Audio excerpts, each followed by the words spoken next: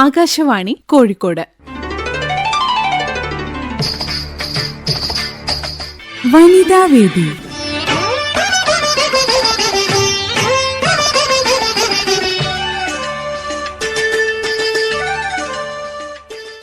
സ്വന്തം താൽപര്യങ്ങൾക്കും ചിന്തകൾക്കും അനുസരിച്ച് ജീവിക്കുക എന്നത് ഏതൊരു വ്യക്തിയുടെയും സ്വപ്നമാണ്.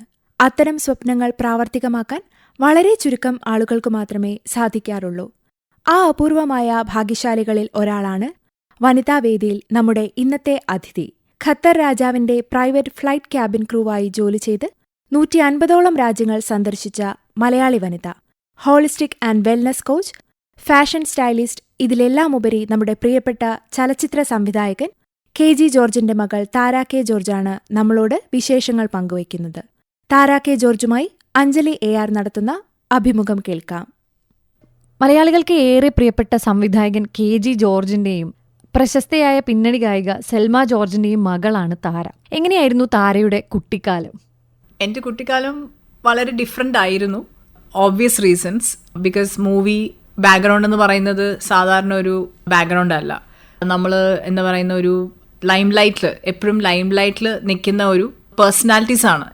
എസ്പെഷ്യലി അന്നത്തെ കാലത്ത് 80s 90s എൻ്റെ ഫാദർ നല്ല സിനിമകൾ എടുത്തതും, അതുകൊണ്ട് എപ്പോഴും ന്യൂസിലും സിനിമാറ്റിക് ഇവന്റ്സ്, അവാർഡ് നൈറ്റ്സ് അല്ലെങ്കിൽ പാർട്ടീസ്, ഇതിലൊക്കെ എപ്പോഴും ഡാഡി ഭയങ്കര ആക്റ്റീവ്ലി ഇൻവോൾവ് ആയിരുന്നു. മകൾ എന്ന നിലയിൽ ഇതെല്ലാം ഞാൻ കണ്ട് വളർന്ന ഒരാളാണ്. അപ്പൊ അതുകൊണ്ട് ഈ മുറ്റത്തെ മുല്ലയ്ക്ക് മണമില്ല എന്ന് പറയുന്ന പോലെ ഇതിലൊന്നും വലിയ കാര്യമില്ല എന്ന ഒരു ആറ്റിറ്റ്യൂഡ് ആയിരുന്നു. ഇപ്പോഴും അങ്ങനെ തന്നെയാണ്. ബട്ട് ഞാനിപ്പോൾ സ്കൂളിൽ നിന്ന് വീട്ടിലേക്ക് വരുമ്പോഴത്തേക്കും എൻ്റെ ഡാഡി സിനിമ പഠിച്ചത് പൂന ഫിലിം ഇൻസ്റ്റിറ്റ്യൂട്ടിലാണ് ഡയറക്ഷൻ പഠിച്ചത്.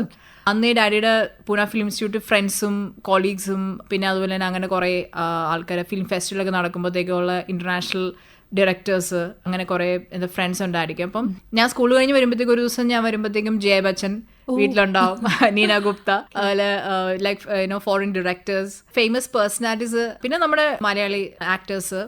തിരുവനന്തപുരത്തായിരുന്നല്ലോ അന്ന് ഞങ്ങൾ താമസിച്ചിരുന്നു. അപ്പോൾ ആ സമയത്ത് തിരുവനന്തപുരത്തുള്ള ഗണേഷ് കുമാർ സാർ, അങ്ങനെ ബൈജു സാർ, അങ്ങനെ പലരും അതുവഴി ഇങ്ങനെ പാസ് ചെയ്യുമ്പോൾ ജസ്റ്റ് നിർത്തി ഡാഡിയെ കാണാൻ വരുമായിരുന്നു. അപ്പൊ അങ്ങനെ ഇതൊരു റെഗുലർ വീട്ടിലെ ഒരു ഇവന്റ് ആയിരുന്നു. ഇങ്ങനത്തെ സെലിബ്രിറ്റീസ് വരിക, ആക്ടേഴ്സസ് അങ്ങനെയൊക്കെ വരിക. അപ്പം ഞങ്ങൾക്ക് ഇതൊക്കെ വരുമ്പോഴത്തേക്കും അന്ന് വാവ് എന്നല്ലായിരുന്നു, ഓ ജസ്റ്റ് അനദർ ആക്ടർ, അങ്ങനെ ഒരു ഇതായിരുന്നു.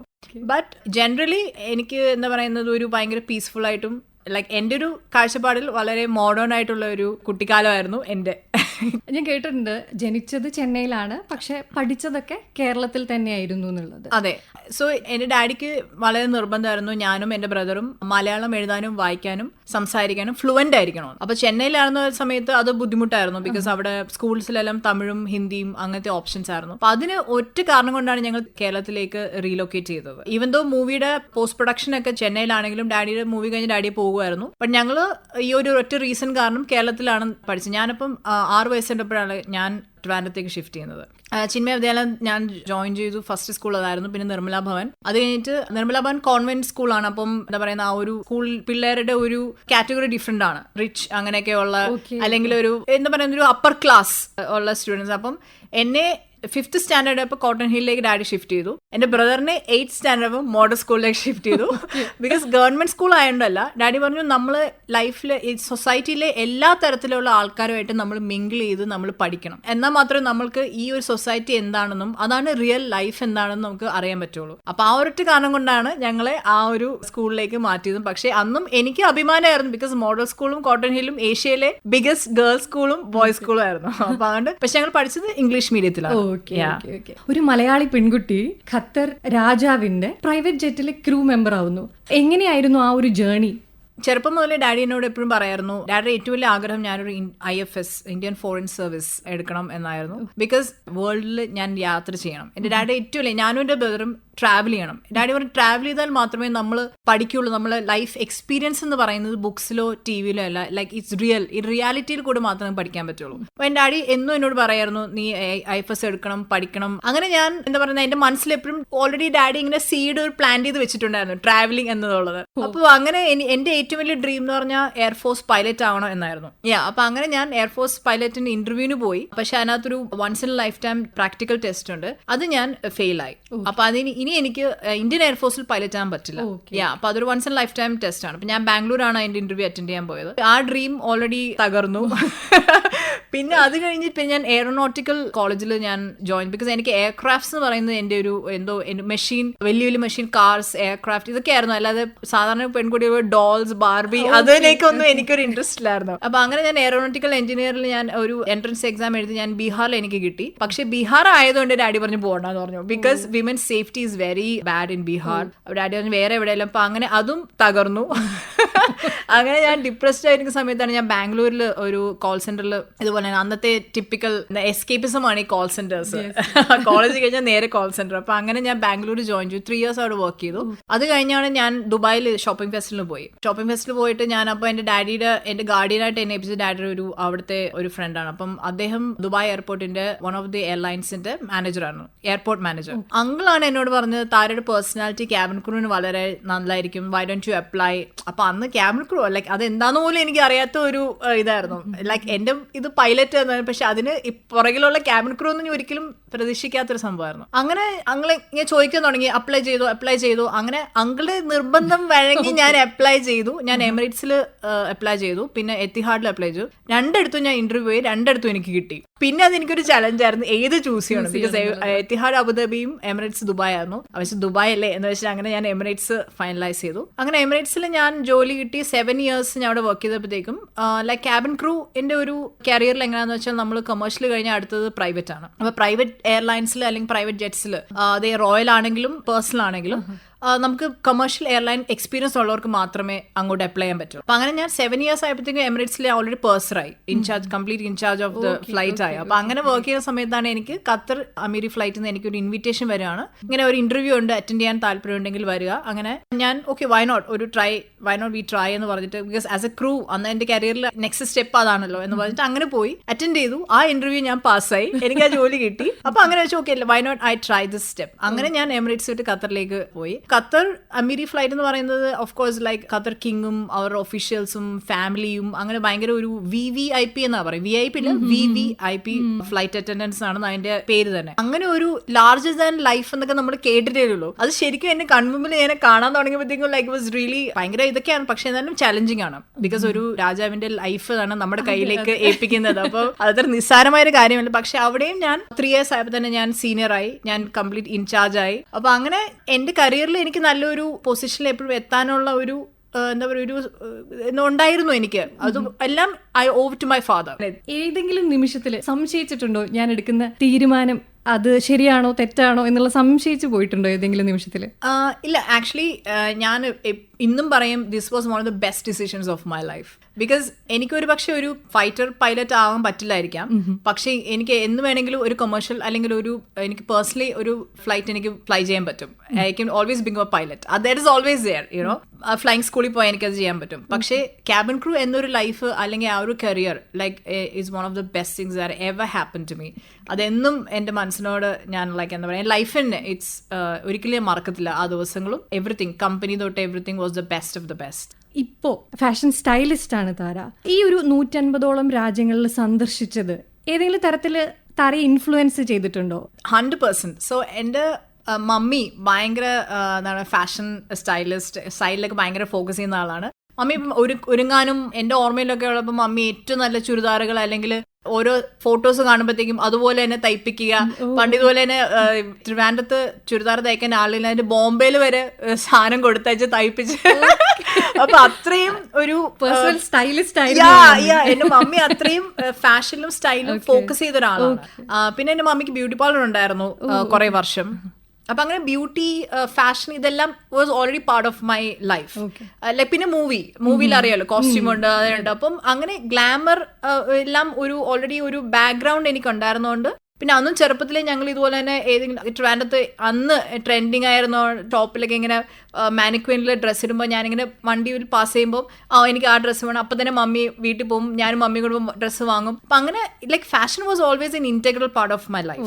പിന്നെ ഞാൻ ട്രാവൽ ചെയ്യാൻ തുടങ്ങിയപ്പോഴത്തേക്കും ഓഫ് കോഴ്സ് ലൈക്ക് നമ്മൾ എന്താണ് പ്രതീക്ഷിക്കാത്ത രീതിയിലുള്ള ക്ലോത്ത്സും ഐറ്റംസും ആക്സസറീസും ഷൂസ് അങ്ങനെയുള്ള ഇതൊക്കെ എനിക്ക് ആക്സസ് ചെയ്യാൻ പറ്റി. പിന്നെ അതെല്ലാം കഴിഞ്ഞിട്ട് എന്താ പറയുന്ന ഓരോ ഇപ്പൊ എന്റെ കയ്യിലുള്ള ഓരോ ഡ്രസ്സും ഇതിപ്പോ ഇന്നും പറയാം, ഇത് ഞാൻ ലണ്ടനിൽ നിന്ന് വാങ്ങിച്ചാണ്, ഇത് ന്യൂയോർക്കിൽ നിന്ന് വാങ്ങിച്ചാണ്, ഇത് മിലാനിൽ നിന്ന് വാങ്ങിച്ചാണ്. ലൈക്ക് യുനോ അങ്ങനെ ഈച്ച് പീസസ് യുണീക്ക്. അതെ, അങ്ങനെ വാങ്ങിച്ച ഓരോരോ ക്ലോതിങ് ആണ് ഇപ്പോഴും ഉള്ളത്.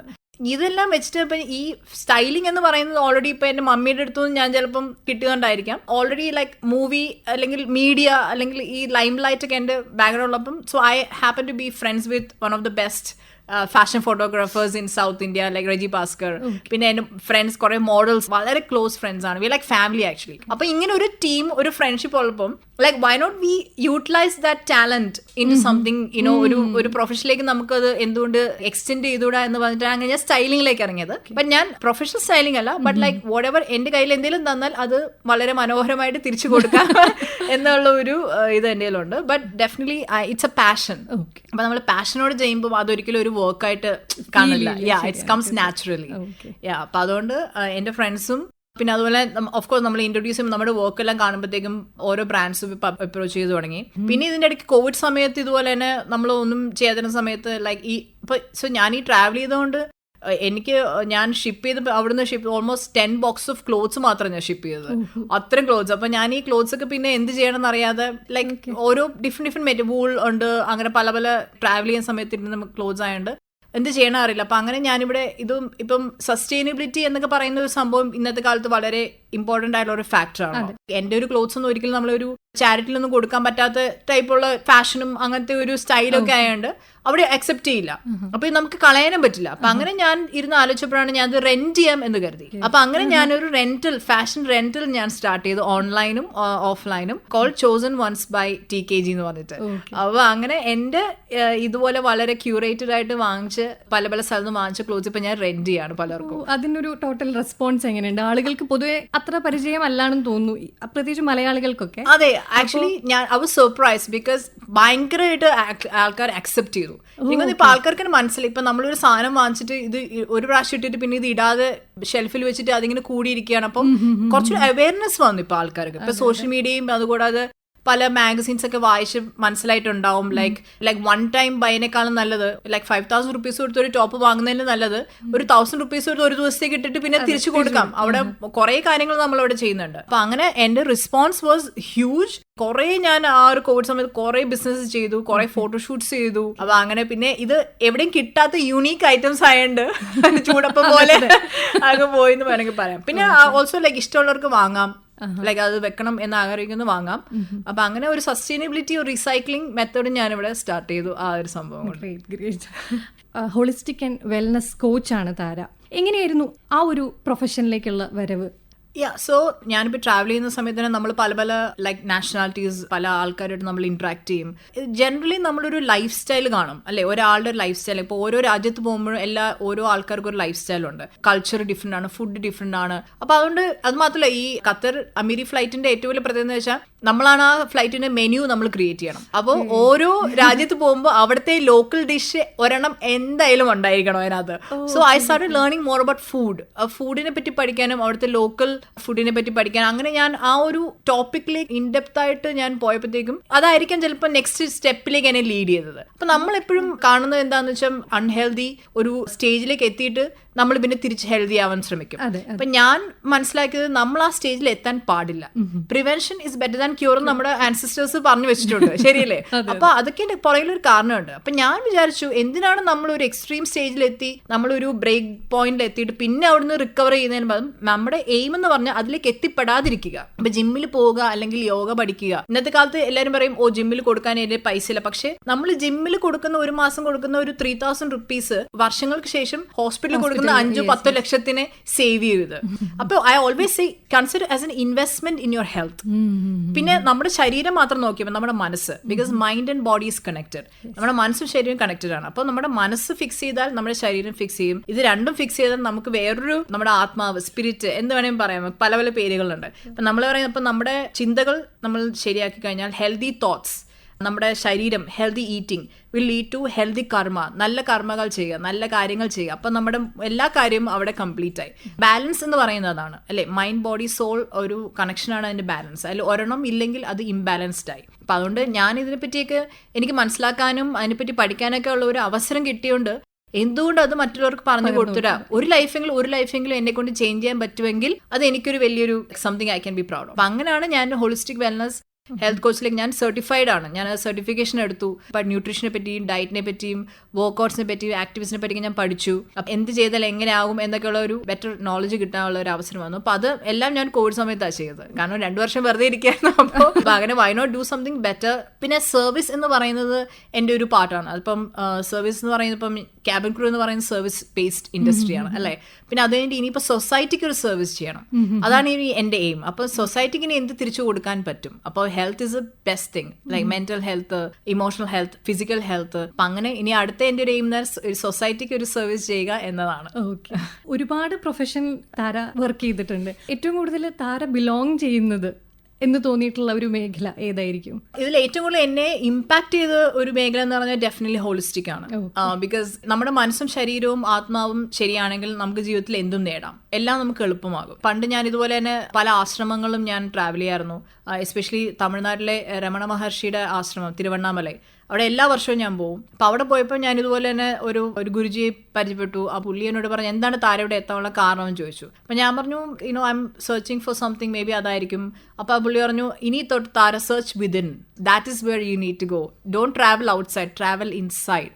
ആ ഒരു സെന്റൻസ് എൻ്റെ ലൈഫ് ചേഞ്ച്. ആ ട്രാവൽ വിതിൻ എന്ന് പറഞ്ഞാൽ ശരിയാണ്, നമ്മൾ എന്തോ തേടി പുറത്തു പോകുന്നു, പക്ഷേ നമ്മുടെ ആവശ്യമുള്ളതെല്ലാം നമ്മുടെ ഉള്ളിലുണ്ട് എന്ന് മനസ്സിലാക്കുന്നതാണ് നമ്മുടെ ലൈഫിന്റെ ആ ഒരു 360 ഡിഗ്രിയുടെ ഫസ്റ്റ് സ്റ്റെപ്പ്. അപ്പൊ അതോടെയാണ് ഞാൻ പിന്നെ ശരിയാണ് ഇതിലൊന്നും വലിയ കാര്യമില്ല, വെജിറ്റേറിയൻ. അതെ, വെജിറ്റേറിയൻ ആയി. അത് ലൈക്ക് അതിന് പല റീസൺസ് ഉണ്ട്. ഫിസിക്കൽ റീസൺസ് ഉണ്ടായിരുന്നു, പിന്നെ അതുകൂടെ സ്പിരിച്വൽ റീസൺസ് ഉണ്ട് അതിന്റെ പുറകില്. അപ്പൊ അങ്ങനെ എല്ലാ രീതിയിലും. അപ്പം പക്ഷെ ഞാൻ എന്താണെന്നും ഞാൻ ആരെയും അടിച്ചേൽപ്പിക്കില്ല. ഒരു പക്ഷേ എന്തുകൊണ്ട് ഞാൻ വെജിറ്റേറിയൻ ആയത് എൻ്റെ പേഴ്സണൽ റീസൺസ് ആണ്, അത് എൻ്റെ ഒരു ഡിസിഷനാണ്. പക്ഷെ അതുകൊണ്ട് ഒരാൾ എൻ്റെ മുമ്പിൽ നിന്ന് ഭക്ഷണം, ഒരു മീറ്റോ അല്ലെങ്കിൽ ഫിഷോ കഴിയുമ്പോൾ അയ്യോ അത് കഴിക്കാൻ ഒരിക്കലും ഞാൻ, ബിക്കോസ് നമ്മൾ കോ എക്സിസ്റ്റ് ചെയ്യാണ് അല്ലേ. നമ്മുടെ ഈ ലോകം എന്ന് പറയുന്നത് എല്ലാവരും കോ എക്സിസ്റ്റ് ചെയ്യണം, സമാധാനത്തോടെ എക്സിസ്റ്റ് ചെയ്യണം. ഇന്ന് നിങ്ങൾക്ക് ഇഷ്ടമുള്ള എന്താ കഴിക്കുക. കാരണം ഇന്ന് രാത്രി കിടക്കുമ്പോൾ നമ്മൾ രാവിലെ എണീക്കുന്ന ഒരു ഗ്യാരണ്ടി ഇല്ല. അപ്പൊ അതുകൊണ്ട് ഇന്ന് നമ്മൾ മനസ്സമായിട്ട് ജീവിക്കുക, ഇഷ്ടമുള്ള കഴിക്കുക, അല്ലെങ്കിൽ മുന്നോട്ട് പോവുക, ഒന്നും ആരെയും അടിച്ചേൽപ്പിക്കാതിരിക്കുക. പക്ഷെ ആരും ചോദിച്ചാൽ എനിക്ക് അറിയാവുന്ന നോളജ് ഷെയർ ചെയ്യാം, അത്രേ ഉള്ളൂ. താര എന്ന് പറയുന്നത് ആദാമിന്റെ വാരിയല് പോലുള്ള ഒരു സിനിമയൊക്കെ സംവിധാനം ചെയ്തിട്ടുള്ള KG ജോർജ് സാറിന്റെ മകളാണ്. തീർച്ചയായിട്ടും താങ്കളുടെ ഒരു അപ്ബ്രിങ്ങിങ് എന്ന് പറയുന്നത് ഒരുപാട് ഫ്രീഡം കിട്ടിയിട്ടുണ്ടാവും, ഒരുപാട് പ്രിവിലേജസ് അതിൻ്റെ കൂടെ തന്നെ. ഇത്രയും പ്രോഗ്രസീവായിട്ട് ചിന്തിക്കുന്ന ഒരാളുടെ മകൾ എന്ന രീതിയിൽ താങ്കൾ ഒരുപാട് പ്രിവിലേജസ് കിട്ടിയിട്ടുണ്ടാവും എന്ന് വിശ്വസിക്കുന്നുണ്ട്. പക്ഷേ എങ്കിൽ പോലും എവിടെയെങ്കിലും ഒരു സ്ത്രീ എന്ന നിലയിൽ സൊസൈറ്റി നമ്മളോട് അൺഫെയർ ആണ് എന്ന് തോന്നിപ്പിക്കുന്ന സന്ദർഭങ്ങൾ ഉണ്ടായിട്ടുണ്ടോ? 100%. എൻ്റെ ഫാദർ എനിക്ക് എല്ലാ ഫ്രീഡം തന്നെ വളർത്തിയത്. ഞാൻ ചെറുപ്പത്തിലെ മുതൽ പല പല ബുക്സ് എന്നെ കൊണ്ട് വായിപ്പിക്കുമായിരുന്നു, നിർബന്ധം. അന്നൊന്നും എനിക്ക് വായിക്കുന്ന ശീലമേ ഇല്ല, പക്ഷെ നിർബന്ധിച്ച് വായിപ്പിക്കുമായിരുന്നു. വായിച്ചില്ലെങ്കിൽ ഡാഡി വായിപ്പിച്ച് കേൾപ്പിക്കുമായിരുന്നു. പിന്നെ അതുപോലെ തന്നെ അന്ന് ജീവിച്ചിരുന്ന വളരെ സക്സസ്ഫുൾ ആയ വിമൻ കഥകൾ പറയായിരുന്നു, അവരുടെ ഹിസ്റ്ററി പറയായിരുന്നു. പിന്നെ Miss Universe, Mrs Universe, Miss World, ഇതെല്ലാം എടുത്ത് കാണിക്കാനും. ബിക്കോസ് അവർ അവസാനം ചോദിക്കുന്ന ഓരോ ക്വസ്റ്റ്യൻസ് ഉണ്ടല്ലോ, അത് തോട്ട് പ്രൊവോക്കിംഗ് ക്വസ്റ്റ്യൻസ് ആണ് അല്ലെ. അപ്പൊ അങ്ങനെ ഓരോ കാണിക്കുമ്പം എൻ്റെ മകൾ ഒരിക്കലും ഈ സൊസൈറ്റിയിൽ ഇങ്ങനെ ഒരു മൂലയ്ക്ക് അടിഞ്ഞുകൂടേണ്ട ഒരാളല്ല എന്ന് എൻ്റെ ഡാഡിക്ക് വളരെ നിർബന്ധമായിരുന്നു. അപ്പൊ അതുകൊണ്ട് എന്തും നമ്മൾ ധൈര്യത്തോടെ നേടാം. ഒരു പെണ്ണ് ആയതുകൊണ്ട് നീ മാറി നിൽക്കാൻ പാടില്ല, ഒരു പെണ്ണായിട്ട് നീ ഈ ലോകം ഫേസ് ചെയ്യണം എന്നായിരുന്നു എൻ്റെ ഫാദർ പഠിപ്പിച്ചത്. പക്ഷെ ഇന്ന് ഞാൻ ഫേസ് ചെയ്യുന്ന ഏറ്റവും വലിയൊരു പ്രശ്നം, ഞാൻ ഇന്ന് സിംഗിൾ ആണ്, ഞാൻ കല്യാണം കഴിച്ചിട്ടില്ല, എനിക്കൊരു ബോയ് ഫ്രണ്ട് ഇല്ല. പക്ഷെ സിംഗിൾ എന്ന് പറയുന്നത് എന്തിനും തയ്യാറാണ് എന്നൊരു ലൈസൻസ് ആണെന്ന് ആൾക്കാർ തെറ്റിദ്ധരിക്കും ഇന്നത്തെ സൊസൈറ്റിയിൽ. അപ്പൊ അതുകൊണ്ട് ഇന്നത്തെ കാലത്ത് കറക്റ്റായിട്ട് പറയുകയാണെങ്കിൽ മാന്യമായിട്ട് ജീവിക്കാൻ വളരെ ബുദ്ധിമുട്ടാണ്. ബിക്കോസ് എന്താ പറയുക, നമ്മൾ മാന്യമായിട്ട് ജീവിക്കുന്നതോറും നമ്മളെ ആൾക്കാർ തള്ളി മാറ്റുകയാണ്. നമുക്ക് ഫ്രീഡം ഇല്ല, നമ്മുടെ ഫ്രീഡം അവർ തകർക്കുകയാണ്. ബിക്കോസ് എല്ലാവരും ട്രൈ ചെയ്യും, പക്ഷേ ലൈക്ക് കോൺസ്റ്റന്റ് ഒരു എന്താ പറയുന്ന ഒരു പ്രഷറാണ് നമുക്ക് ഈ സൊസൈറ്റിയിൽ ഇന്ന് സിംഗിൾ വിമന് ജീവിക്കാൻ. പക്ഷേ എന്നിട്ട് പോലും നമ്മുടെ ആസ് എ വുമൺ നമ്മൾ ജനിക്കുമ്പോൾ തന്നെ നമ്മൾ ശക്തിയാണ് എന്നാണ് പറയുന്നത്. ശക്തി ഉപനിഷത്തുകൾ വേദാസിലൊക്കെ എഴുതിയിട്ടുണ്ട്, സ്ത്രീ ശക്തി എന്നാണ് പറയുന്നത്. അപ്പോൾ ഉള്ളിൽ ആ ശക്തി ഉള്ളതുകൊണ്ടാണ് നമ്മൾക്ക് ഇന്നും പിടിച്ചു നിൽക്കാൻ പറ്റുന്നത്. പക്ഷേ എഗൈൻ എന്നും ഞാൻ എൻ്റെ ഡാഡിയുടെ വേർഡ്സ് ഞാൻ എൻ്റെ മനസ്സിലുണ്ടാവും, ലൈക്ക് നോ, ആർക്കും എന്നെ തകർക്കാൻ പറ്റില്ല. ഒരു പെണ്ണായതുകൊണ്ട്, ഇങ്ങനെ ഒരു പെണ്ണായതുകൊണ്ട് തന്നെ ഞാൻ എങ്ങനെ മാന്യമായിട്ടും അന്തസ്സായിട്ടും തന്നെ ഈ ലോകത്ത്, ഈ സൊസൈറ്റിയിൽ ഞാൻ വളരും, ഒരു നിലയിലെത്തും എന്ന് ഞാൻ ഫേമായിട്ടുള്ളൊരു ഡിസിഷൻ എടുത്തുകൊണ്ട് മാത്രമാണ് എനിക്ക് ഇപ്പോഴും സർവൈവ് ചെയ്യാനും സസ്റ്റെയിൻ ചെയ്യാനും പറ്റുന്നത് ഞാൻ തീർച്ചയായിട്ടും വിശ്വസിക്കുന്നു. നമ്മളിപ്പോൾ 2025 എത്തി നിൽക്കുകയാണ്. എന്തൊക്കെ പുതിയ പദ്ധതികളാണ് 2025 നമ്മൾക്ക് താരയിൽ നിന്നും പ്രതീക്ഷിക്കാവുന്നത്? This year, I have a lot of nice projects coming up. First thing is like the ഡാഡിയുടെ പേരിലുള്ള ഒരു പ്രൊഡക്ഷൻ കമ്പനി ഞാൻ സ്റ്റാർട്ട് ചെയ്യാണ്, KG George Film Productions. ആ ബാനറിൽ എനിക്ക് നല്ല മൂവീസ് ഓഡിയൻസിന് കൊടുക്കണമെന്നാണ് എൻ്റെ ആഗ്രഹം. എൻ്റെ ഡാഡിയുടെ ആഗ്രഹം പോലെ തന്നെ എല്ലാ ഫാമിലിയുള്ള എല്ലാ മെമ്പേഴ്സിനും ഒരുമിച്ചിരുന്ന് കണ്ട് ആസ്വദിക്കാൻ പറ്റുന്ന മീനിങ് ഫുൾ ആയിട്ടുള്ള മൂവീസ്, അതാണ് എന്റെയും ആഗ്രഹം. I want to keep up the legacy of my dad and that is my greatest dream. അപ്പൊ അതെന്തായാലും ഈ വർഷം ഉണ്ടാകും. പിന്നെ അതുകൂടാതെ ഒരു wellness and holistic wellness program I be starting. ഇനിയിപ്പം എന്റെ ഡാഡി പറഞ്ഞ പോലെ നമ്മുടെ ലൈഫിൽ നമ്മൾ എന്ത് ചെയ്താലും അത് നമ്മുടെ ലോകത്തിന് കോൺട്രിബ്യൂട്ട് ചെയ്യുന്ന എന്തെങ്കിലും ആയിരിക്കണം. അപ്പം I think wellness, health, holistic അല്ലെങ്കിൽ മൂവീസ്, ഇതൊക്കെ ആയിരിക്കും എനിക്കിനി ലോകത്തിന് തിരിച്ചു കൊടുക്കാൻ പറ്റുന്നത്. അപ്പം ഈ ലോകത്തുള്ള എല്ലാവരും എന്റെ ഡാഡിയും എന്റെ ഡാഡിയുടെ മൂവിയെയും എന്റെ ഡാഡിയുടെ ക്രിയേറ്റിവിറ്റിയൊക്കെ അക്സെപ്റ്റ് ചെയ്ത പോലെ എന്നെയും എന്റെ മൂവീസും എന്താ പറയുന്ന എന്റെ ഒരു ഇതെല്ലാം ഈ ഓഡിയൻസ് അല്ലെങ്കിൽ ലോകം അക്സെപ്റ്റ് ചെയ്യുമെന്ന് ഞാൻ വിശ്വസിക്കുന്നു. So this year there are many things coming up and I hope that I'll be able to do justice. And yeah, I'm so happy to have this year 2025 as something that is going to start on a good note. തീർച്ചയായിട്ടും ഈ വർഷം മാത്രമല്ല, ഇനി അങ്ങോട്ടുള്ള എല്ലാ വർഷങ്ങളും നല്ല നല്ല വർക്കുകൾ താരയ്ക്ക് വരട്ടെ എന്ന് ആശംസിക്കുകയാണ്. അതിനോടൊപ്പം ചോദിച്ചോട്ടെ, ഇത്രയും കാലത്തെ ജേണിയിൽ താര ഏറ്റവും കൂടുതൽ വിലമതിക്കുന്ന അല്ലെങ്കിൽ ഏറ്റവും കൂടുതൽ ചെറിഷ് ചെയ്യുന്ന ഒരു മൊമെന്റ് ഏതാണെന്ന് ചോദിച്ചാൽ എന്തായിരിക്കും പറയാ? ആക്ച്വലി എന്റെ ലൈഫിൽ ഭയങ്കര ഒരു ത്രില്ലിംഗ് എക്സ്പീരിയൻസ് ഉണ്ടായിരുന്നു. that is like I actually got the opportunity to have Christmas dinner with our honorable Prime Minister Narendra Modi ji. നമ്മുടെ മിനിസ്റ്റർ ജോർജ് കുര്യൻ സാറിന്റെ വീട്ടിൽ വെച്ചായിരുന്നു. And it happened in the month of December 2024. And എന്താ പറയാ, എനിക്ക് ഭയങ്കര ഒരു unforgettable moment ആയിരുന്നു. ഞാൻ ഒട്ടും പ്രതീക്ഷിച്ചില്ല എന്നെ ഇൻവൈറ്റ് ചെയ്യുന്നതും and I can be A part of it all that. പക്ഷേ അങ്ങനെ ഒരു ഭയങ്കര ഒരു മഹാ അത്ഭുതം എന്ന് പറയാം, അത് തന്നെ സംഭവിച്ചു. അപ്പം I am very very very happy and thrilled about it. അപ്പൊ അതൊരു one moment that I will always cherish my entire life. എൻ്റെ ഒരു ലോങ് ടേം ഡ്രീം ആയിരുന്നു അതിൽ കൂടെ എനിക്ക് കിട്ടിയത്. അപ്പം അങ്ങനെ മോദിജി കാണാനും സംസാരിക്കാനും ഒക്കെ പറ്റിയതിന് വലിയൊരു എന്തൊരു കാര്യമായിട്ട് ഞാൻ I will always carry it in my heart. So that is something that I always cherish. ഇത്രയധികം കാര്യങ്ങൾ നമ്മൾ സംസാരിച്ചു. ഒരുപാട് ഇത് കേട്ടുകൊണ്ടിരിക്കുന്ന ഒരുപാട് പെൺകുട്ടികൾ ഇത് കേട്ടിട്ട് ഇൻസ്പയർഡ് ആവും എന്നുള്ളത് തീർച്ചയാണ്. അവരോട് താരയ്ക്ക് എന്തെങ്കിലും ഒരു മെസ്സേജ് പോലെ പറയാനുണ്ടെങ്കിൽ എന്ത് പറയും? നമ്മൾ ലൈഫ് എന്ന് പറയുന്ന ആരെയും തോപ്പിക്കാനോ അല്ലെങ്കിൽ ഒരാളെ ചവിട്ടി നമ്മൾ മുന്നോട്ട് കയറാൻ അങ്ങനെയല്ല. നമ്മളുടെ കയ്യിൽ ഇന്ന് നമ്മുടെ കയ്യിൽ എന്തുണ്ടോ, എഡ്യൂക്കേഷൻ തന്നെയാണെങ്കിലും എന്തുവരെ പഠിച്ചു അത് മതി. നമ്മൾ പഠിച്ചത് എന്തുണ്ടോ ആ എഡ്യൂക്കേഷൻ വെച്ചിട്ട് അല്ലെങ്കിൽ നമ്മുടെ കഴിവ് വെച്ചിട്ട് അല്ലെങ്കിൽ നമ്മുടെ കയ്യിൽ ഇന്ന് എന്തുണ്ടോ അത് വെച്ച് നമുക്ക് എന്ത് ചെയ്യാൻ പറ്റും നാളെ എന്ന് മാത്രം നമ്മൾ നോക്കിയാൽ മതി. Like always focus in your self, forget about others. Because നമുക്ക് ഈ സൊസൈറ്റി ചേഞ്ച് ചെയ്യാൻ പറ്റില്ല. നമുക്ക് ചേഞ്ച് ചെയ്യാൻ ഒറ്റ ഒരു സംഭവം നമ്മളാണ്. നമ്മുടെ ഒരു മൈൻഡ് സെറ്റ് ചേഞ്ച് ചെയ്യുക, നമ്മുടെ ഒരു എന്താ പറയുന്ന അപ്രോച്ച് ചേഞ്ച് ചെയ്യുക. പിന്നെ അതുപോലെ തന്നെ മറ്റുള്ളവർ നമ്മളുടെ ജീവിതം നമുക്ക് ജീവിക്കാൻ അത്ര എളുപ്പമാക്കി തരില്ല, പക്ഷെ എന്നാൽ പോലും ജീവിക്കാൻ പറ്റും എന്നുള്ള ഒരു ശക്തി നമ്മുടെ ഉള്ളിലുണ്ട് എന്ന് മനസ്സിലാക്കുക.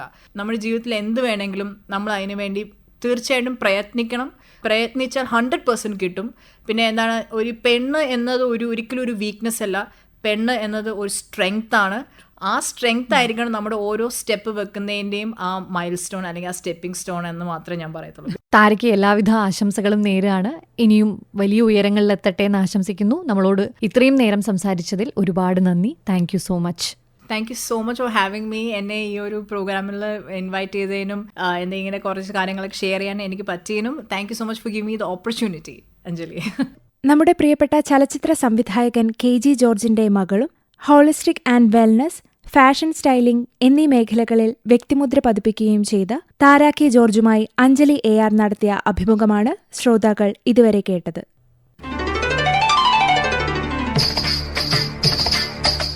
വനിതാവേദി.